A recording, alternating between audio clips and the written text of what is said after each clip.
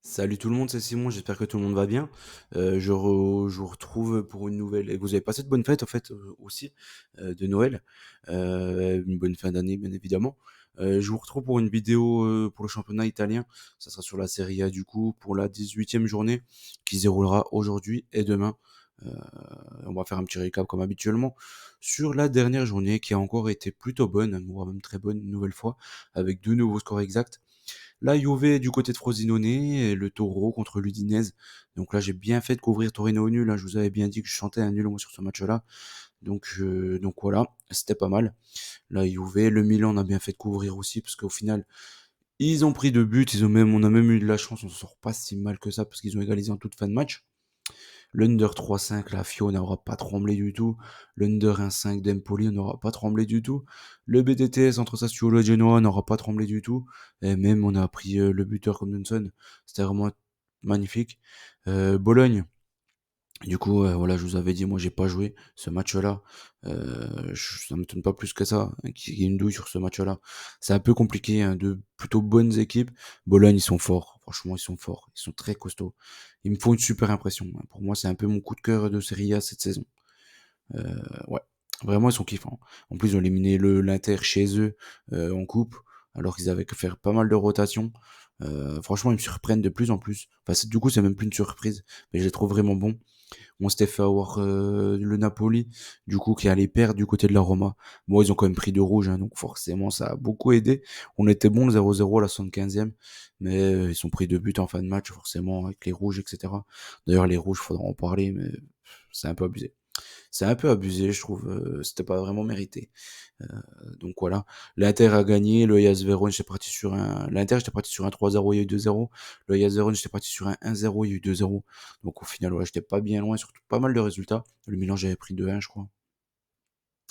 Donc ouais, j'étais pas mal. La Lazio, j'avais pris 1-0. Ça, c'est pas genre grand chose à ce là. J'étais parti sur un 2-1, mais dans l'autre sens. Donc voilà.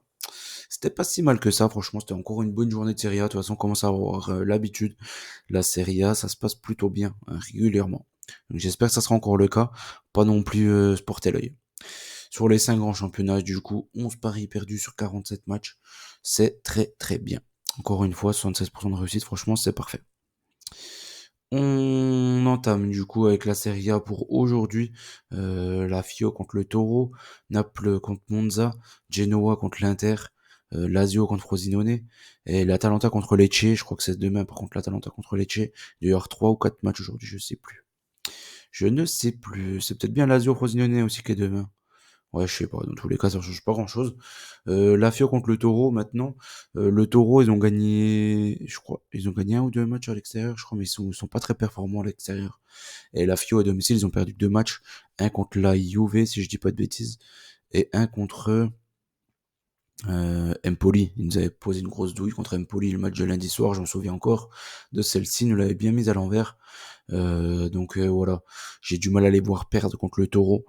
Même si je vois pas, enfin, je vois pas énormément de buts, hein, sur ce match-là. J'hésite 0-0, 1-1, 1-0, à voir 2-1 max. Je vois pas énormément de buts. Dans tous les cas, je vois pas la Fio perdre à la maison. Donc ici, j'ai pris le 1-1 et la Fio ou nul. Naples contre Monza, ici, j'ai peur du 1-1 une nouvelle fois. C'est un peu le seul score qui me fait un peu peur. Faudra pas oublier que le Napoli jouera sans Osimhen, qui était son gros joueur en forme du moment, et Politano. Donc je suis pas sûr qu'il marque énormément de buts, le Napoli. Même par contre, le seul truc, pourquoi je pars pas sur un over, etc., sec, c'est que Monza actuellement, ils arrivent plus à rien. Ils ont un gros coup de mou, hein. On voit qu'ils ont beaucoup de marche par rapport au maintien et tout. Donc je pense qu'ils sont un peu relâchés la pression. Donc ils ont vraiment un gros coup de mou. Donc je vois quand même le Napoli s'imposer ici. Mais j'ai pris Napoli nul et over 1,5 pour couvrir le 1-1. Genoa Inter, maintenant. Ouais, clairement, au vu des codes, que les books ils voient le 1-0 pour l'Inter ou le 0-0. Donc j'ai un peu pris les choses en contresens, moi, en contre-pied. Je vois le Genoa marquer, en fait, à domicile, contre l'Inter. Donc j'ai un peu peur du un partout une nouvelle fois. C'est un score qui revient pas mal. Je pense qu'il risque d'y en avoir quand même. J'ai un peu peur du un partout ici. Donc j'ai pris quoi? J'ai pris Inter au nul et over 1,5. Donc j'ai pris le même bet que pour le Napoli, mais dans l'autre sens. Du coup pour l'équipe extérieure. J'ai pris quand même une victoire finale de l'Inter, parce que pour moi, comme je l'ai dit, je vais pas me répéter, mais c'est de loin la meilleure équipe de Serie A. Après, ils ont 4 points d'avance, donc ils peuvent quand même commencer à gérer un match, hein. Ça me donnerait pas plus que ça quand même. La Lazio contre Frosinone maintenant. La Lazio et l'Atalanta sont les deux équipes qui, pour moi, dans les 10 là, elles sont un peu dans l'obligation de gagner pour recoller au groupe de tête. Donc là, je vois la Lazio gagner contre Frosinone. Frosinone qui est une des pires équipes à l'extérieur. Donc je pense que la Lazio va s'imposer sans trop de difficultés. Mais on sait très bien que la Lazio, c'est 1-0, 2-0. Et si j'ai pris le 1-0, pourquoi pas 2-0 si vous voulez. Mais en tout cas, dans tous les cas, il risque pas d'y avoir énormément de buts sur ces matchs-là. L'Atalanta contre Lecce ensuite, comme je l'ai dit, ils sont obligés de gagner. Ils ont fait un énorme mercato. Ils ont déçu. En fait, déçoivent quand même souvent, mais souvent à l'extérieur, à domicile, ils font souvent quand même le taf. Je les ai vus faire un énorme match contre le Milan. Ils ont fait quoi? Le dernier match, ils ont retourné la situation. C'était contre le Hellas ou la Salernitana, je ne sais plus. Mais bon, ils ont gagné 4-1, si je dis pas de bêtises. Donc voilà, je pense à domicile, ils sont obligés de le prendre ce match-là, l'Atalanta. Donc je les ai pris en vainqueur, clairement. Je pense que Lecce va certainement marquer son but. Il marque beaucoup de buts, Lecce, et surtout à l'extérieur. Donc pourquoi pas tenter le BTTS ici, dans un fun aussi. Il y a deux cotes à prendre ici. C'est soit l'Atalanta, soit le BTTS, clairement. Ensuite, Cagliari-Empoli, Udinese contre Bologne, le Milan contre Sassuolo, le Hellas Vérone contre la Salernitana et la Juve contre la Roma. En gros, soi-disant gros match, le dernier gros match, mais voilà, on voit les équipes, hein, ça me tendrait qu'il y ait beaucoup de buts dans cette confrontation-là. Cagliari-Empoli, je pense que tout le monde va partir sur Cagliari au nul, mais ce que j'ai regardé quand même, c'est que le Empoli, à l'extérieur, c'est là qu'ils ont eu leur meilleur résultat, quoi, tout simplement. Ils sont allés gagner, en fait, ils sont allés chercher un nul du côté du Genoa. Ils sont allés gagner du côté de la Fiorentina. Donc ça me fait un peu peur. Cagliari, c'est pas non plus une équipe en qui on peut avoir confiance. Même s'ils sont quand même plutôt performants à domicile. J'ai préféré prendre un over 1,5. J'ai du mal à voir un match fermé ici. Je vois une victoire finale comme de Cagliari. Mais on va dire que si Empoli gagne ce match-là, ça ne me surprendrait pas plus que ça. Bologne contre Udinese maintenant. Bologne contre Udinese. Euh, Udinese, il gagne très très très rarement. Bologne, c'est mon coup de cœur de Serie A de cette saison. La bande à Muta avec Zirkzee devant là, qui est franchement pas mauvais, voire même plutôt bon et qui sent le jeu et qui a un QI foot super élevé et ça fait kiffer. En fait, ça fait kiffer de voir ce type de neuf là. Euh, Après, c'est pas vraiment un tueur devant le but. Moi, je trouve que c'est un peu ce qui lui manque encore à l'heure actuelle.